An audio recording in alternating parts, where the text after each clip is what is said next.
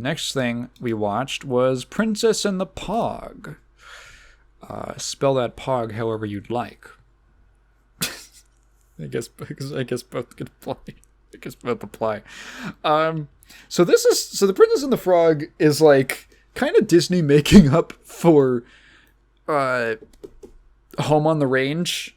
Now, if you recall, we actually kind of liked Home on the Range. I thought that was actually a pretty weird, fun movie, but it did not do well because it's not.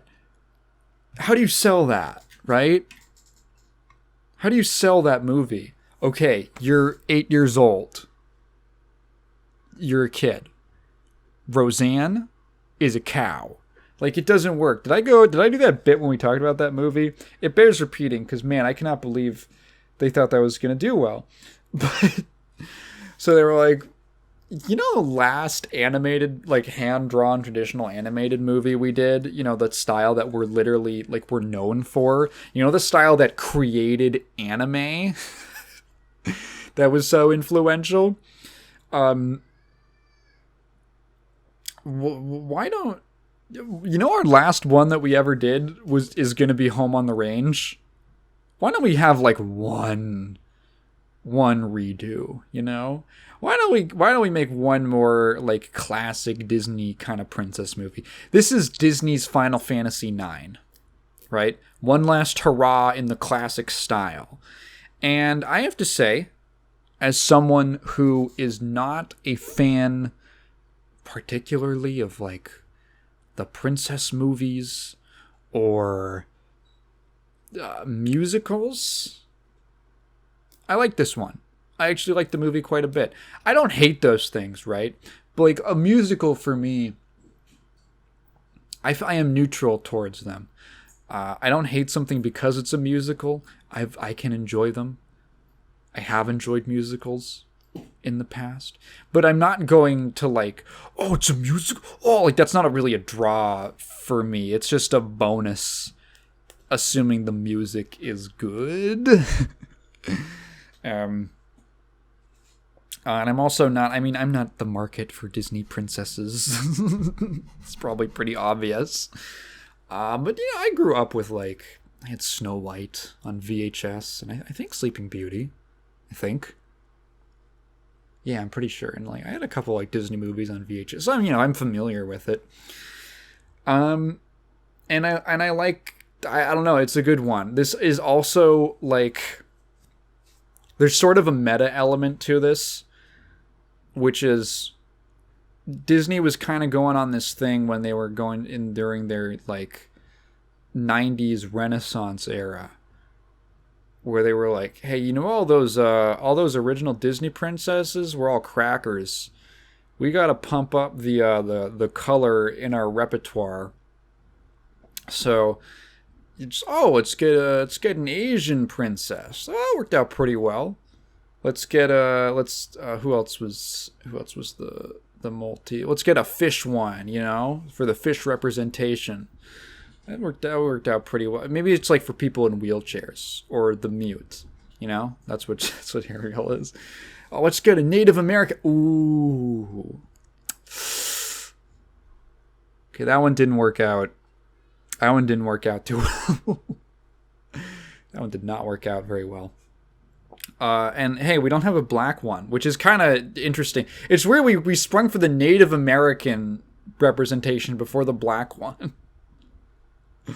I'm not saying it's like a competition. I just think it's kind of funny. Anyway, hey, let's if we're gonna do one that's focused on a black main character, how do we want to do that? And they chose I actually looked it up because early in the film, someone's reading a newspaper and it says Wilson elected, President Wilson, which was not the Woodrow Wilson. He served as president. He was elected. He had one term, right? Yeah, 1913. Woodrow Wilson. I thought it was at least like the 20s. No, it's 1913 that this takes place in. And now, right off the bat, I want to get something out of the way real quick. This movie, in its first act, really just the first act, has a weird thing going on where they are really trying to dance around the fact that part of Tiana's adversity is that she's black. So it takes place in 1913 in like Louisiana, like in the bayou. And Tiana is a black woman whose dream is to start a business, right? She wants to start a restaurant because her father loved cooking, and but he was kind of forced to work these like really awful manual labor jobs his whole life to provide for his family, and she wants to kind of fulfill his dream, right? Which is kind of nice. It's sort of a different style of like a Disney princess aspiration. Usually it's just like, I want to be free, I want things, or something like that. You know, this is like, oh, I want to fulfill my father's dream because I believe in like the values he instilled in me as a girl. I'm like, okay. Like, Tiana's a very likable character. I really like her. She's also really hot. I'm pretty sure she's over 18. But there's like this element that's like, there's a scene where she's trying to she gets a sudden influx of cash early in the film. Some happenstance, she has like a friend. She's this like honky girl, and she has this very wealthy father. And it's kind of nice that they have like kind of a sweet kind of cute friendship between the two of them. Racial solidarity. Her friend is this kind of like Southern Belle bimbo sort of character, who's pretty fun. I really I do like watching her. Kat likes watching her for different reasons. And their dad like throws a bunch of money at Tiana to like cater a wedding. Yeah, because there's a prince in town. There's a prince from, where is he from? Is he from? We kept joking that he was Cuban. I don't think he's Cuban. And the just in the log. But he's from another country. Is it Africa? It might. I don't know. Tiana's left-handed. Interesting. Under the IMDb trivia. Thank you. Yeah. Anyway, I don't know. Prince Naveen. Where is he from? Prince Naveen is from Maldonia? Is that real? Where is Maldonia? No, it's a fake. Okay, it's a fictitious country. It's a portmanteau of the real life Maldives and Macedonia. I see. So he's from a made up, nondescript, vaguely like, is it Caribbean? Is it it's African? Is it, where is it?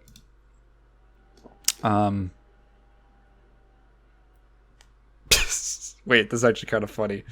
There's a screenshot of like of the newspaper where they talk about his arrival, and they've circled a paragraph in the newspaper that says,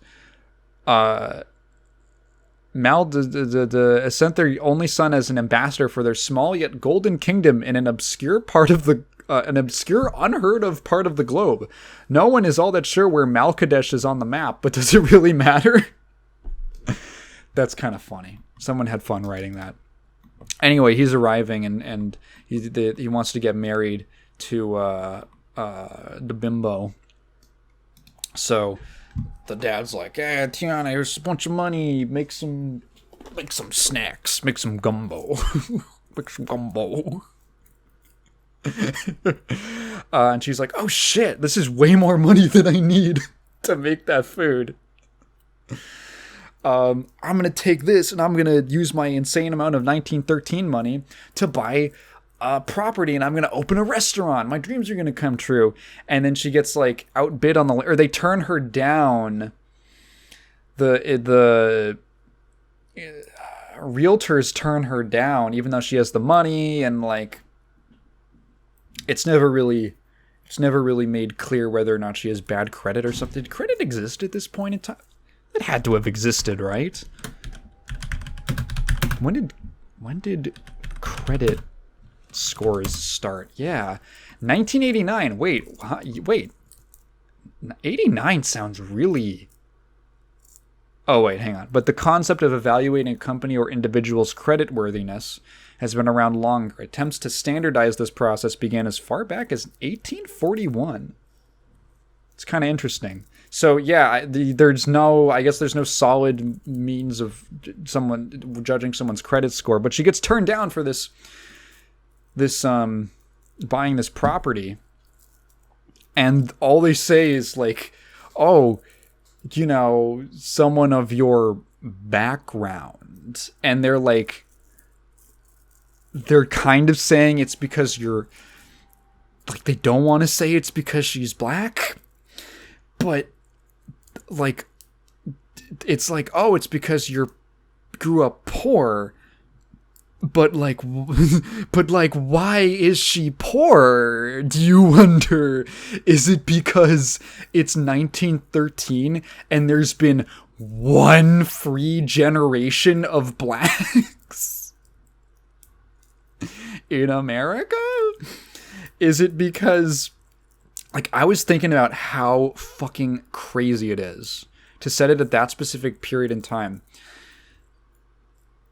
Her dad looks like when she's a kid, he looks like he's maybe, okay, it's in 1913. She is like roughly, let's do some quick maths on this.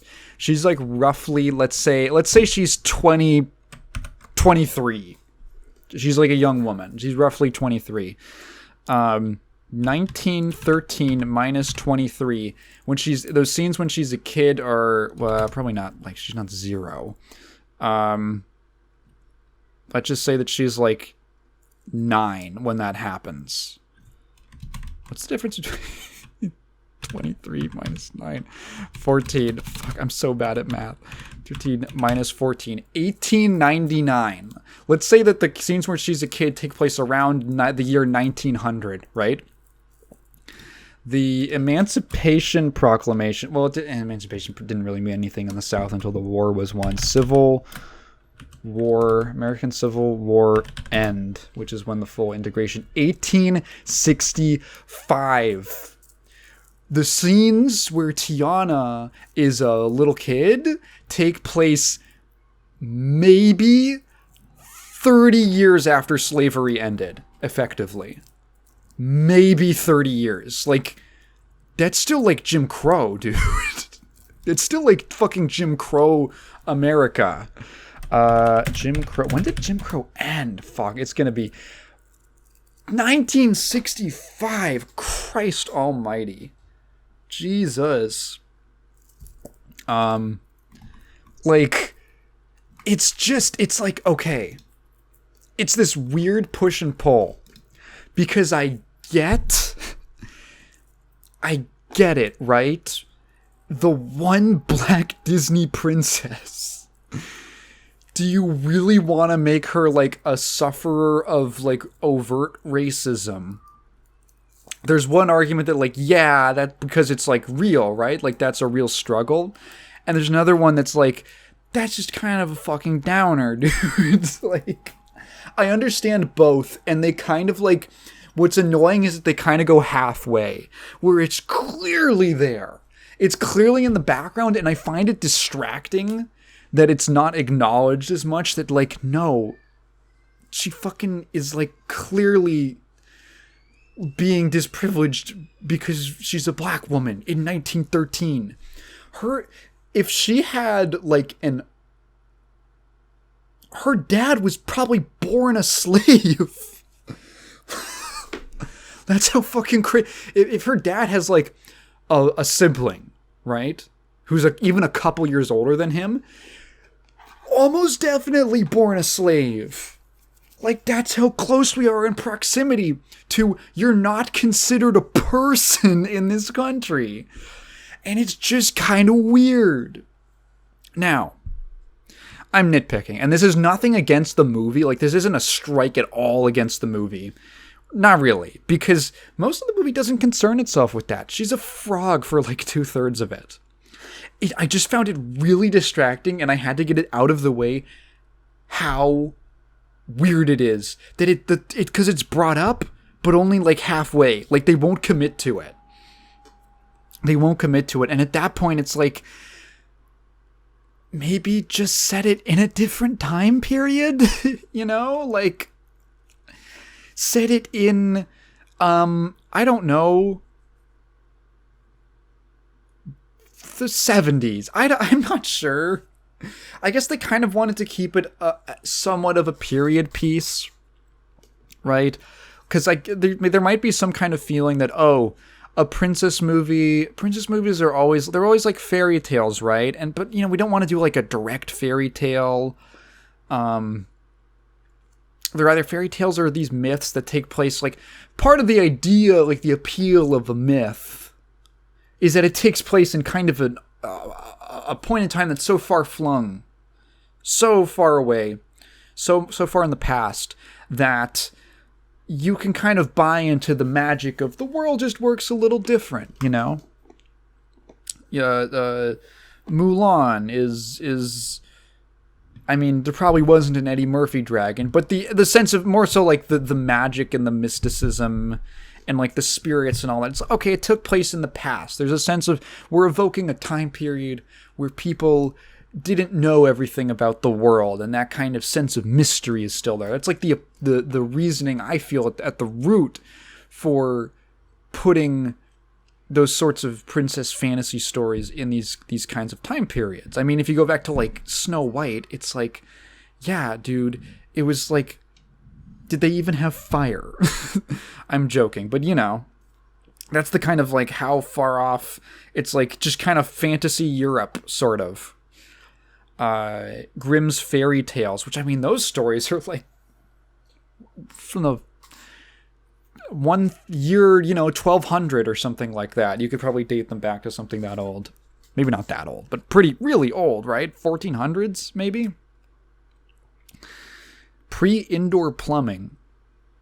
And it's weird because it's like, okay, you're going to take a black character, and you could have feasibly, I mean, you could have set this in Europe, where there's black, African people have been migrating all over for you could have set it in Africa. But they chose, I'm kind of curious why they chose that particular setting, actually. Princess. Are there any details? I'm kind of curious. Early development. Disney had once announced that 2004's Home on the Range would be their last traditionally animated film. Yeah.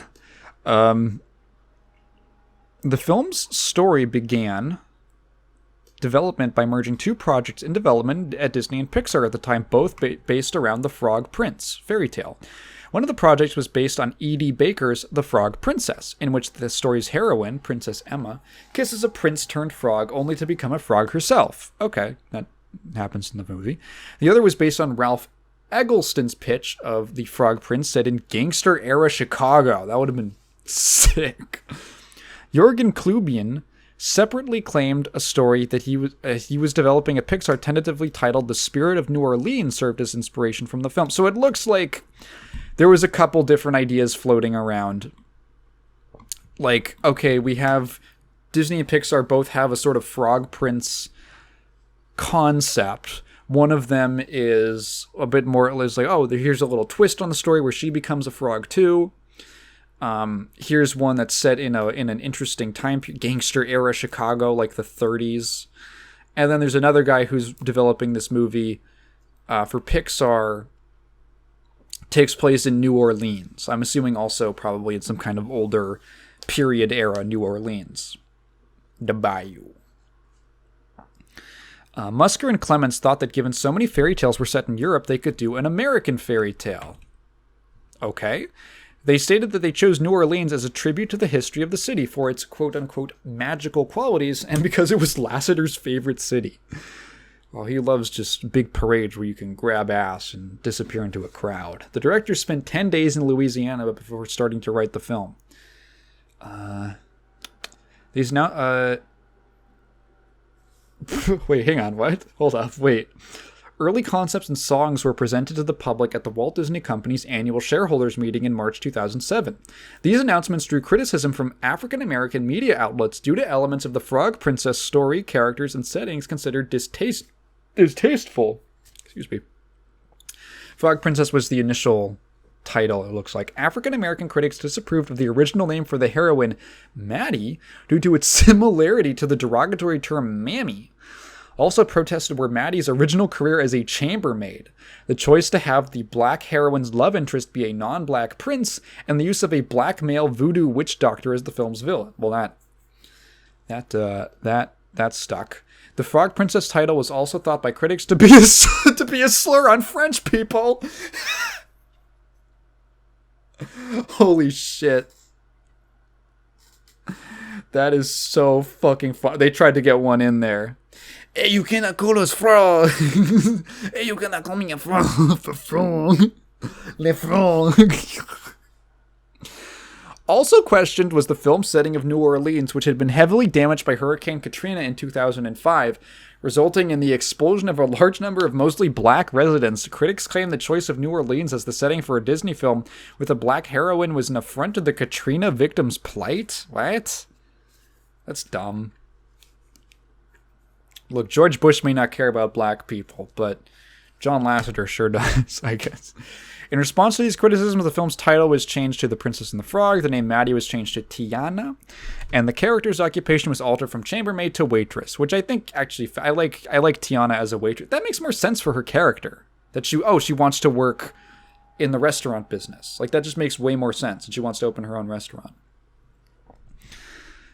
Describe the plot as a fairy tale twisted enough that it seems new and fresh, with a kingdom that is a modern city, a handsome prince that is a knuckle-headed playboy, and a variation of the fairy godmother with Mama Odie. Not the dog. She's just a lady. Co-writer Bob Edwards also said that The Princess and the Frog was a princess movie for people who don't like princess movies. Oh no, is that why I liked it? As the writers thought Tiana's character motivation of simply dreaming of having her own restaurant was not appealing enough. They expanded it so it was her father's as well. Oh my god, it's just what I talked about. What I liked about it. Yeah. I enjoyed her as a character. Tiana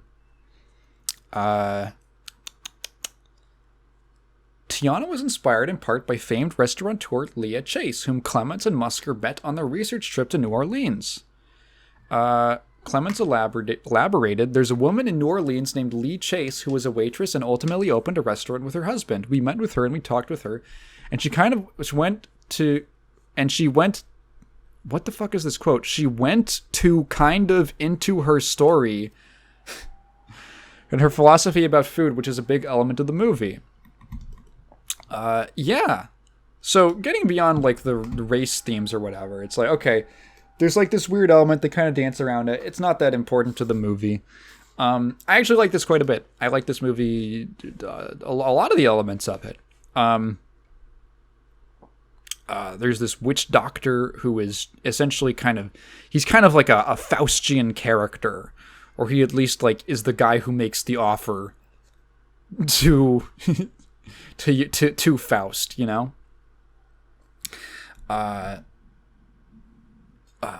Prince Naveem has this like butler kind of dude, this portly little fellow, and the witch doctor, what's his name? Cartier or something? What's his name? Facilier. Yeah, Facilier, who is a really cool design. I like his design a lot. He feels like a nice kind of spin, a cool spin on the classic kind of evil witch character. It's like, oh, he's like a voodoo witch doctor. And you could say like, oh, that's stereotypical or whatever. I don't know. I can't claim one way or the other. I do think he's cool though. he has this really neat thing going on the whole movie where his shadow is like a separate part of him, kind of Peter Pan like, but in a more like, he'll make a motion. He's always like, there's always this lighting where he casts this long shadow on the wall or the floor, and the shadow is sort of bending and shape shifting as he moves. It's this really cool visual and like this kind of secondary action that means that constantly while he's doing stuff, you can see this very lanky, kind of funky looking dude, body wise. And while he's watching him on screen is constantly fun because he has this sort of supporting element to all of his motions, and you're kind of watching him, and then you're looking at what the shadow's doing, and it's fun. He's a visually cool character, and also a very simple looking outfit, and he really works for me. I like him a lot as a villain. And he's kind of like, I like that his motivations are just that he's like kind of evil and just likes fucking with people. He's like that. Yeah, he's like that kind of trickster, trickster god type character. Not really a god in his sense, but he just kind of likes, that's just his lifestyle.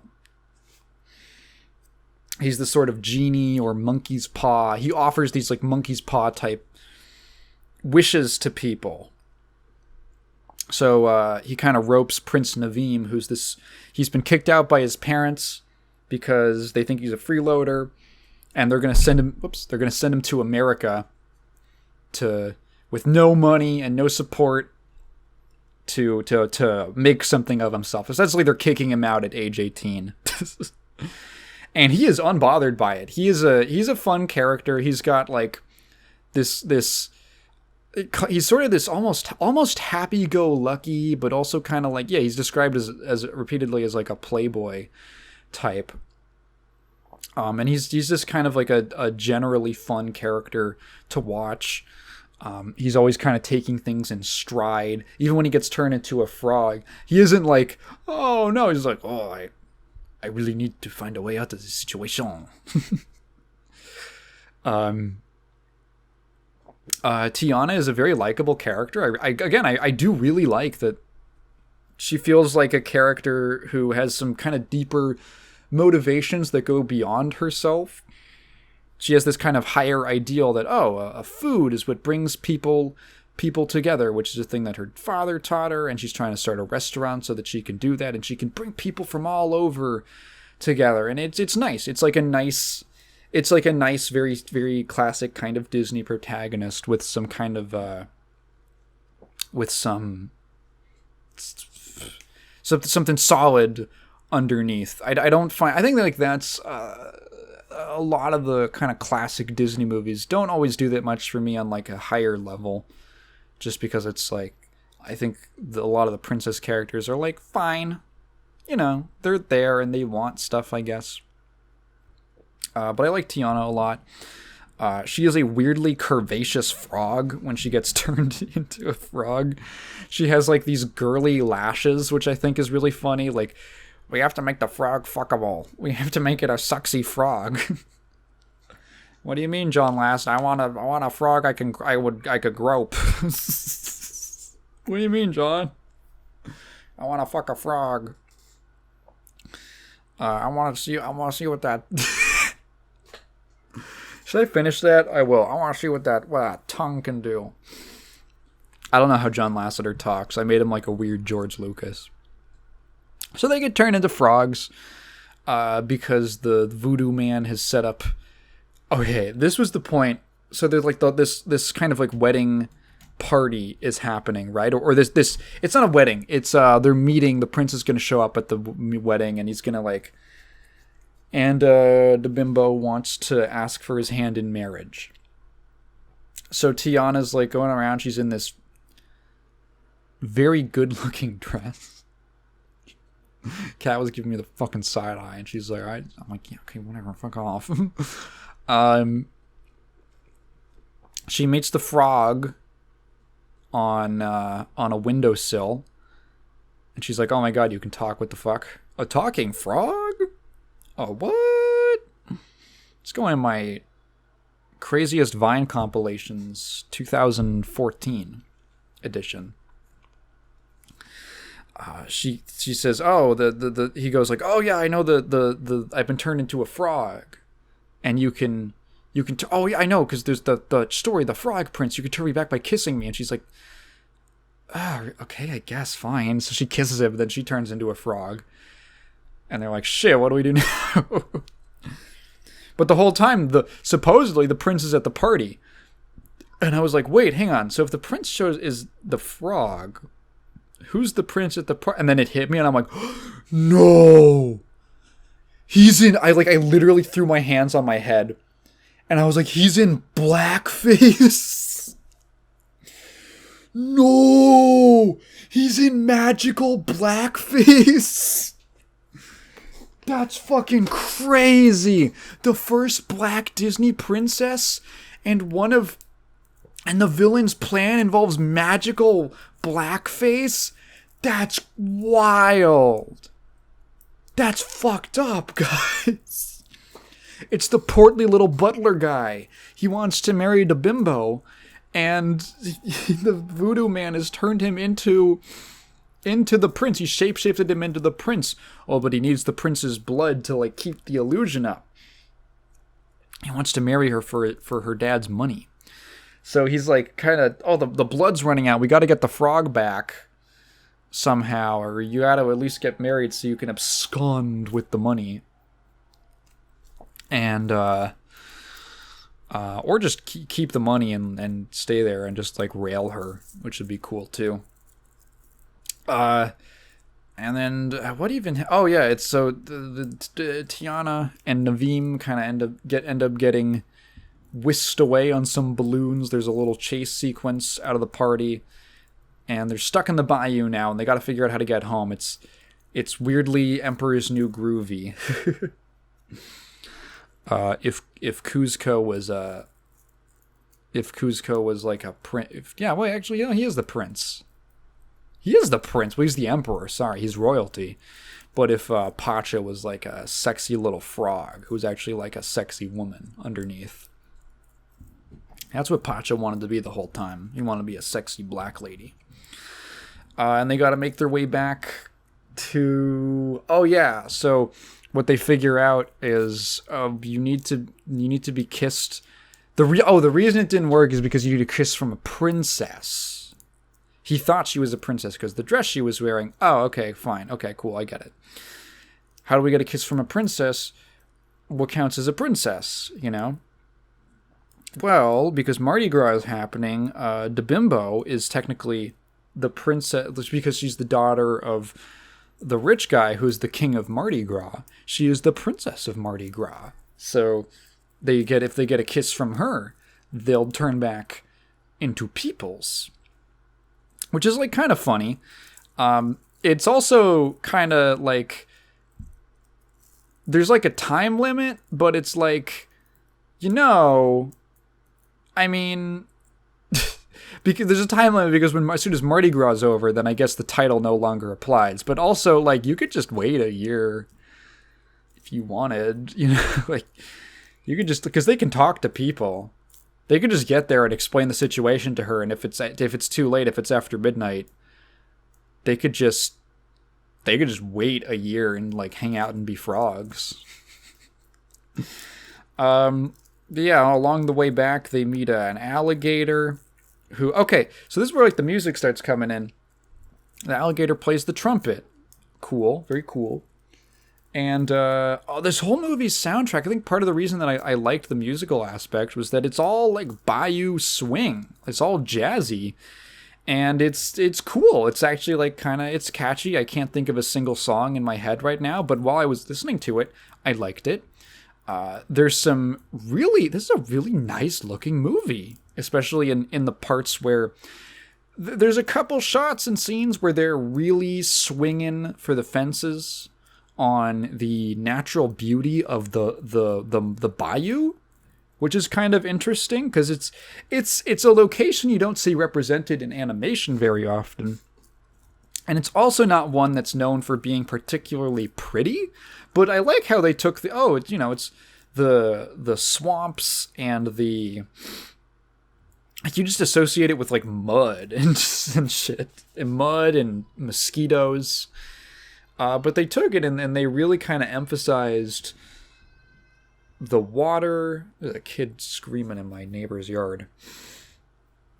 The water and the sun. Like there's some really nice shots of the sunlight reflecting on the water, or the moonlight reflecting on the water, and the trees and the density, and like there's some very nice use of colors. Like they're swimming with the alligator friend, and the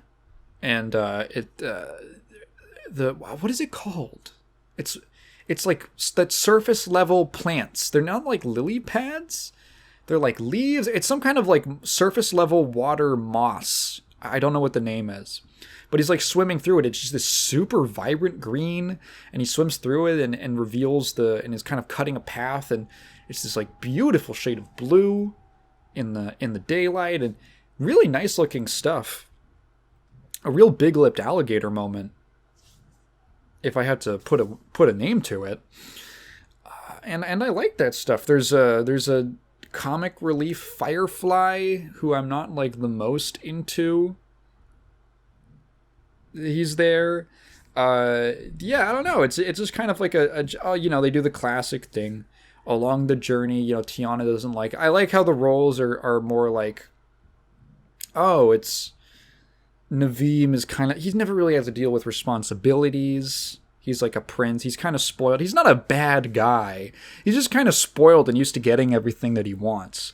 So when he's put in like a stressful situation, Tiana, who's worked her entire life and has had to put up with hardship and having to figure stuff out for herself, she's way more responsible and level-headed, and she's kind of clashing with Naveem, but they kind of like have a little romance. It does happen very quickly. It does have the classic Disney princess kind of. It's not love at first sight, but it's love in 24 hours. That's ridiculous. I'm sure that would never happen, where someone would meet someone and within a single day apparently fall in love with them. That's never happened before, and it's ridiculous and unrealistic. And yeah. And honestly, anyone who would say that, who would do that, is probably stupid. So anyway, it's fine. The romance aspect is fine. It's not my favorite thing ever in the world, but it's kind of cute. They do a little frog stuff. So I was talking to Kat after we watched it, and she said, I don't really know why Tiana is a frog. Or she said, I kind of wish Tiana wasn't a frog for most of the movie. And I agreed with her. And I'm like, yeah, because she's hot, right? And she's like, no, another reason. I was like, oh, okay. She's like, narratively, I think it would be kind of funny if this movie... So she was like, yeah, I kind of wish that she was a human, so she'd have to, like,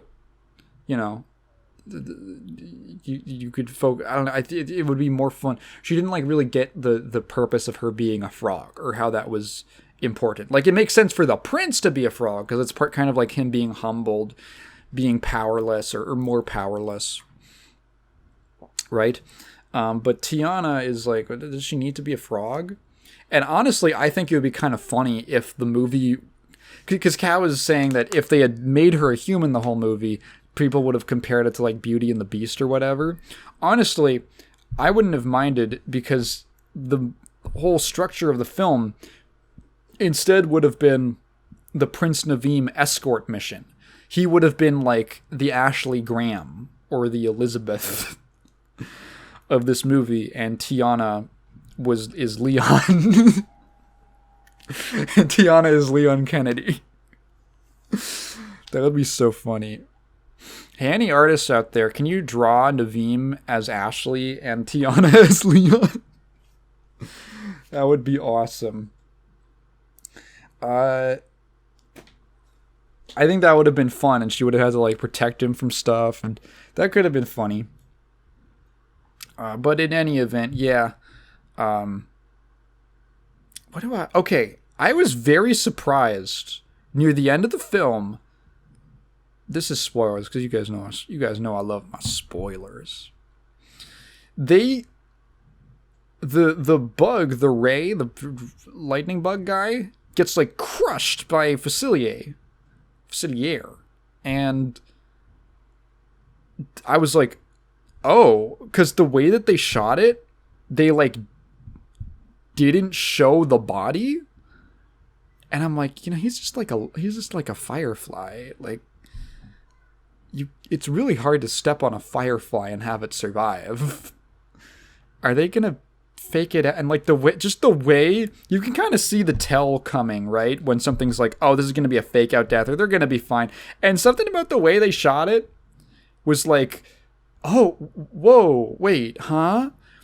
And then I was waiting, like, are they gonna commit to killing the funny comic relief character? And yeah, they absolutely do, which kind of shocked me. I was like, oh my god, they actually killed him. And it's a very somber, like, the third act of this movie has a pretty low point. It's a third act low point, which I like. There's kind of like an all hope is lost moment for a while when they miss the deadline to get the kiss from the bimbo, and Ray gets crushed and fucking dies, and so he's like in love with the it's like the North Star or something. He's in love with the star in the sky that he calls Evangeline, and it's his he thinks it's another firefly, but he can never meet her, right? And they have this whole sequence where he's like saying goodbye to his Evangeline. And I'm like, oh, wow, they're like really going in on this. And they have like a funeral, and they carry him to like the water in a leaf, and they have like a fucking Viking funeral for him, and they let him off in the water. And then like the light starts shining down from the sky, and they look up at Evangeline, and there's two stars. There's another little star beside it.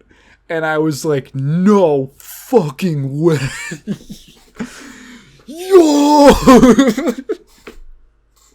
It kind of got a pop from me. I was not expecting that. When I talk about that kind of mystical aspect of a fairy tale, that's the kind of thing I'm talking about. I kind of love that. I kind of love how out of the ordinary that is. I mean, I know this movie had magic and shit, but like, damn, that's a magical feeling moment. I liked it. And then, the resolution of the movie is that they're like, I guess we'll just stay frogs. And they're kind of happy with it. They're like, oh, I'm cool with being a frog, I guess. I can live with this because I have my frog love. And we're going to have, like, frog sex, I guess. And frog kissing. And then they get married, and then, because when they get married, it makes Tiana a princess, because he's a prince, so she's the princess, and then the princess's kiss turns the both of them back into people. Oh, okay, it's funny. And it was like, okay, that's fine. I think it could have been resolved a little differently. Like, honestly, I'm like, logically, like, you guys could have just waited till the next Mardi Gras.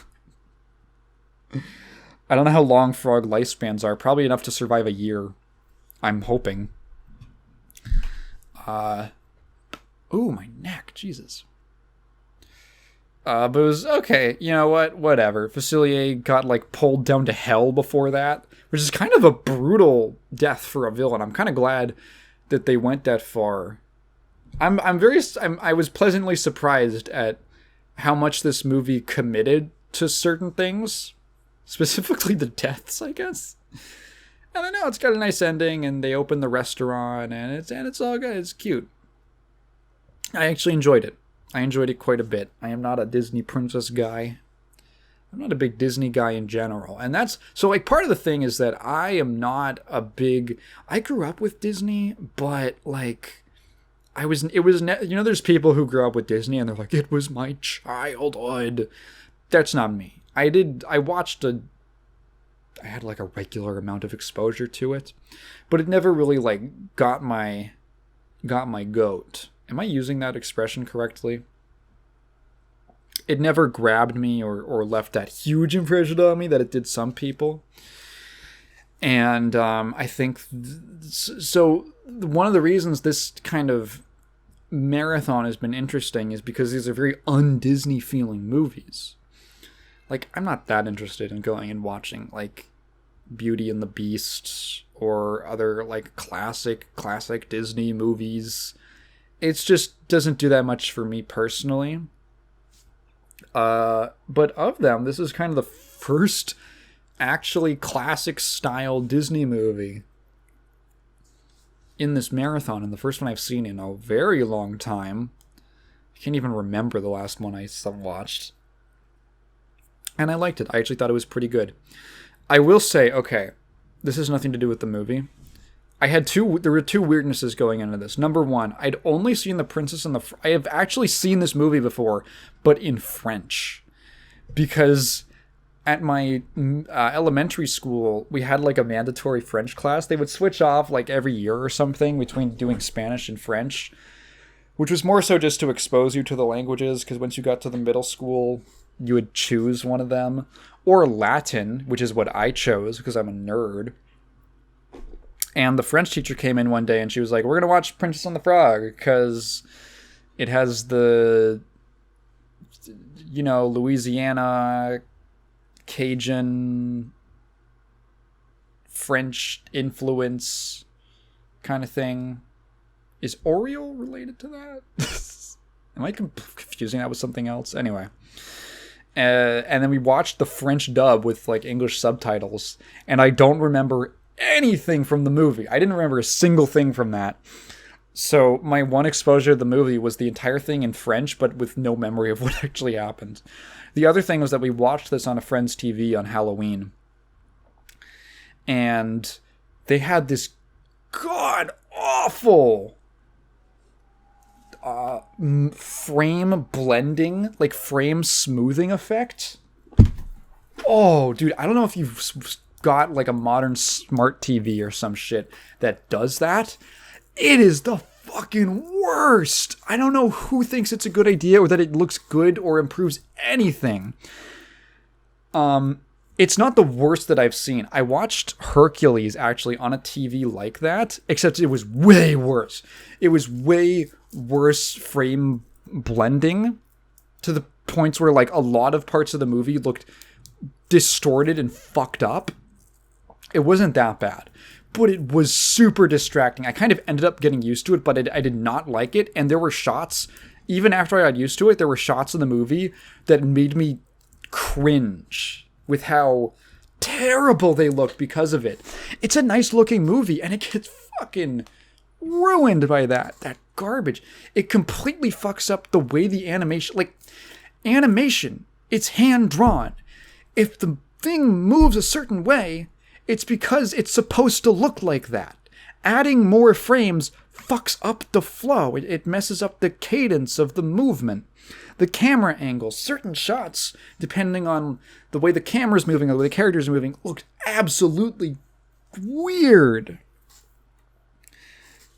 Oh man, do not watch it with that shit. Turn that shit off if you have a TV with that. God, I could not imagine